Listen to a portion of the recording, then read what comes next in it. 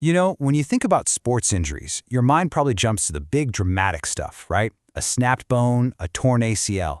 But what if I told you that beyond those really obvious breaks and tears, there's this whole other world of invisible injuries? We're talking about damage to an athlete's most critical system, the body's own electrical wiring. So let me ask you this. What could a football player getting a stinger in a game possibly have in common with a cyclist whose hand goes numb on a long ride? I mean, they seem like totally different worlds, right? But that weird tingling, that pain, that weakness, it turns out they can actually share the exact same culprit. Yep, they're both invisible injuries to your body's super complex electrical wiring, your peripheral nerves. Think of this as the massive network of cables that connects your brain and spinal cord to everything else, your muscles, your skin, and so often they become the hidden casualties when we push our bodies to the limit in sports. So, here's what we're going to cover. We'll start up top with the stinger and the shoulder, then do a cool comparison between throwers and cyclists. After that, we'll head down to the lower body, and we'll wrap up with how athletes get back on their feet.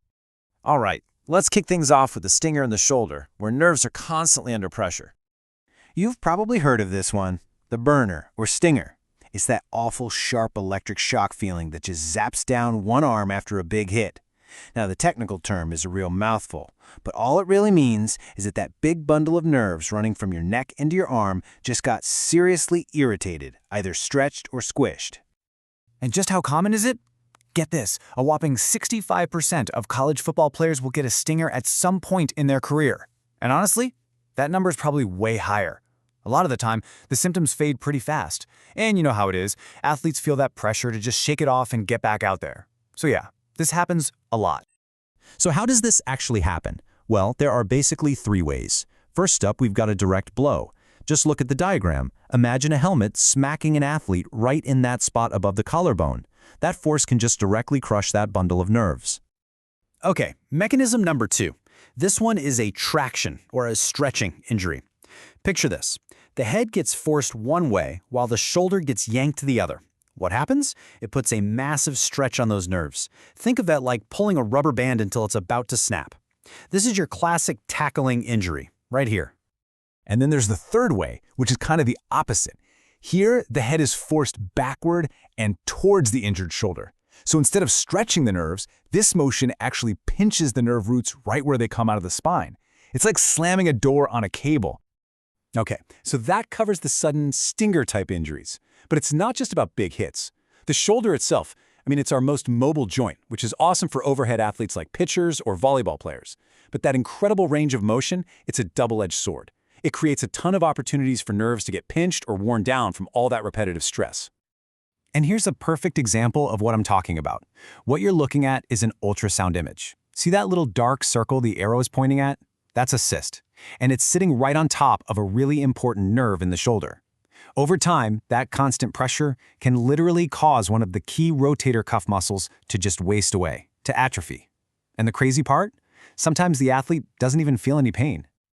All right, this next part is really cool. We're going to focus on just one nerve and see how two totally different activities, throwing a baseball and riding a bike, can injure it in completely different ways. It really all boils down to two things: where and how. For throwers, the problem is at the elbow. That explosive throwing motion puts a huge stretching and shearing force on the nerve. But for cyclists, the problem is down at the wrist. It's not a violent force, but a slow, sustained pressure from gripping the handlebars. See, same nerve, but totally different stories. Let's focus on the cyclist for a second, because this is pretty interesting. The condition is often called cyclist palsy. And what happens is the pressure from the handlebars squishes a specific part of the nerve, the deep motor branch. That's the part that controls the tiny muscles in your hand. And because this happens after the nerve has already split off its sensory branches, you get this weird situation where a cyclist might feel like their hand is weak or clumsy, but they don't have any of the classic numbness or tingling. But here's the good news. This is totally something you can prevent. And it doesn't take much.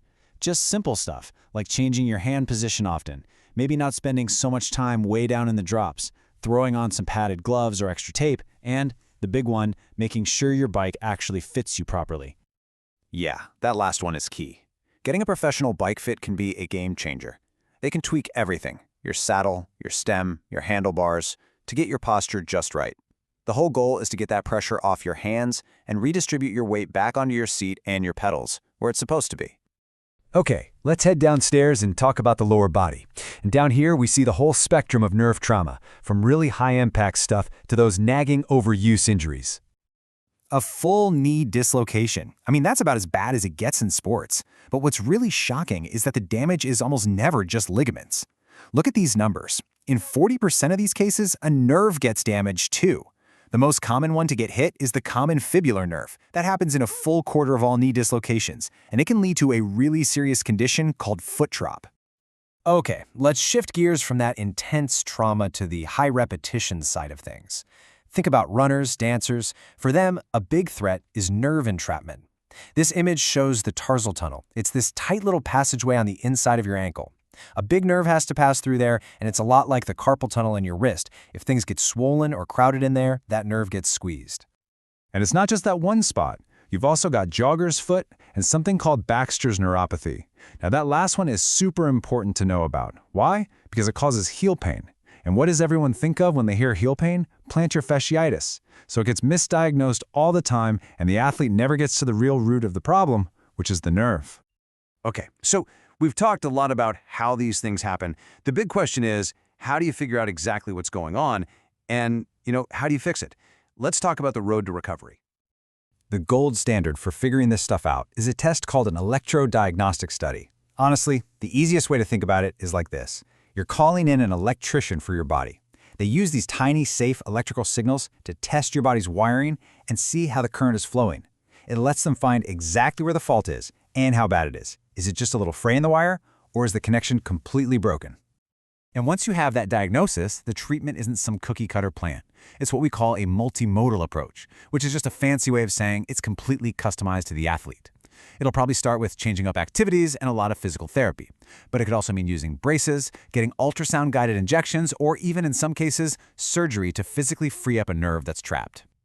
So, that really brings us to the big takeaway here, and a question for you. Think about it. Your nerves are your body's alarm system. They're constantly sending you signals: pain, weakness, numbness.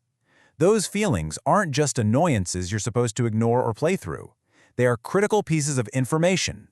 So the real question is, are you listening?